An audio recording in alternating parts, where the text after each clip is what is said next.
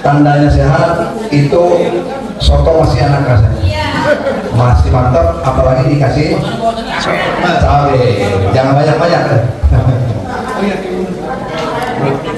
Puji syukur pada Allah Subhanahu wa Ta'ala bahwa di malam ketiga kita masih dikasih keikhlasan, keluangan hati oleh Allah Subhanahu wa Ta'ala untuk menghadiri undangan dari Sohibul Musibah, yaitu Bapak Amin, dalam rangka mendoakan almarhumah istri beliau tercinta Ibu Ida Faridah binti Sastra, yang saat ini beliau sudah tenang di alam baka, sudah kembali kepada Allah. Mudah-mudahan kuburnya menjadi taman-taman surga, bukan jurang-jurang neraka. Sampai kapan? Sampai menjelang kiamat. Kita tidak tahu berapa puluh tahun, ratus tahun, ribu tahun. Yang jelas apabila almarhumah hari ini saat ini sedang mendapatkan nikmat kubur, beliau akan tenang sampai nanti saatnya dibangunkan. Mau ya kita kayak gitu ya?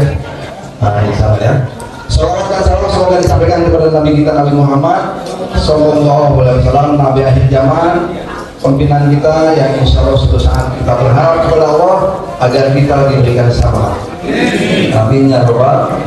Sandaran kita terakhir Pak Ibu nanti adalah Rasulullah Sallallahu Alaihi Wasallam. Pak, besok lusa cucunya jika mau ngaji sini Pak. Siap. Pak, besok lusa jika ada masalah kontak kami Pak. Kami siap bantu siap dulu. Mantap nggak? Pak, besok lusa kalau mau nyari pekerjaan siap kami bantu Pak. Emang tidak apa? Belum tentu Pak Hada setuju. Tapi kalau saya Hada, tapi saatnya kerja ya, mau siap. Betul nggak Hada? Begitu. Jadi itu yang pertama ya. Mari kita berempati itu tidak sekedar dengan mengatakan sesuatu, tidak sekedar dengan apa ya, bentuk-bentuk empati yang biasa, tapi dengan tindakan. Siap? Siap. Insya Allah hadirnya Yayasan Al-Nadiyin di Teluk Naga ini itu salah satunya adalah ada di belakang layar Pak. Kalau masyarakat punya kesulitan, punya kedukaan, kita siap bantu. Gitu ya. Jadi ini bentuk eksistensi sebuah lembaga yang nyata kayak gini. Jadi perjuangannya luar biasa Pak. Rumah tangga selama 35 tahun ya, dapat sekampung. Diri kan 3 tahun. Kayaknya cocok sama gua nih. Diboyong ya, dibawa ke Teluk Naga ke sini. Alhamdulillah Pak ya, selama 34 tahun plus pacarannya berapa tahun? 4 tahun, jadi 37. Luar biasa ya. Sampai saat ini Pak Amin masih mengenang itu, tapi kenangan yang baik. Kenapa bagaimana almarhumah mendidik anaknya, itu kan? Bagaimana kesabarannya, itu yang paling penting. Karena paling penting buat kita ketika kita mengenal orang yang mau kita kenapa kebaikannya. Ya ibu ya, bertetangga ya, banyak hal baik yang almarhumah berikan kepada kita. Itu yang perlu kita pelajari dan kita telaah, kita implementasikan. Bila perlu kita sandingkan dengan pasangan hidup kita yang masih punya pasangan, yang masih ada ya. Sudahkah kata-kata yang manis? Sudahkah bentuk-bentuk dukungan moral kepada yang bersangkutan, karena seorang ini luar biasa dasar perjuangannya untuk keluarga. Maka negara itu tidak akan kokoh tanpa kehadiran seorang ibu, kan begitu. Dasarnya seperti itu. Insya Allah saya yakin Pak Amin dan keluarga sudah mengikhlaskan. Jadi mulai hari ini Pak, stop mengatakan sabar Pak Amin, tapi apa? Ayo Pak, kita bangkit, kita bantu apapun yang bisa kita bantu, termasuk kepada keluarga. Seorang kepala keluarga, bagaimana beliau tampil dengan 2 posisi. Satu sebagai pemimpin, sebagai apa? Pemimpin yang ngajak, mengarahkan, membawa keluarga ke arah yang benar.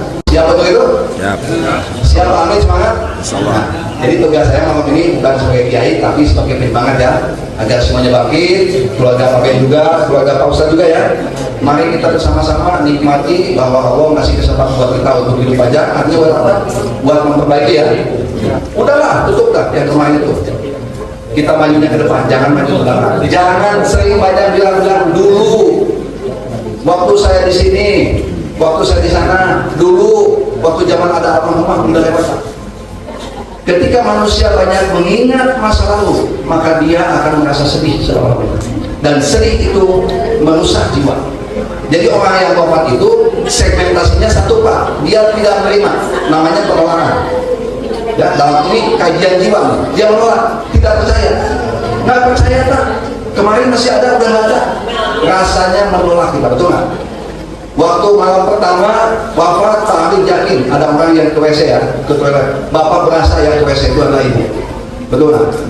Itu merasa ada satu proses penolakan. Yang kedua proses rasa sakit. Bohong kalau orang tidak punya rasa sakit. Nah yang hebat adalah proses recovery. Ini namanya, kalau dalam bahasa psikologi namanya acceptance. Apa tadi? Apa Pak? Acceptance kalau di kanggo ya.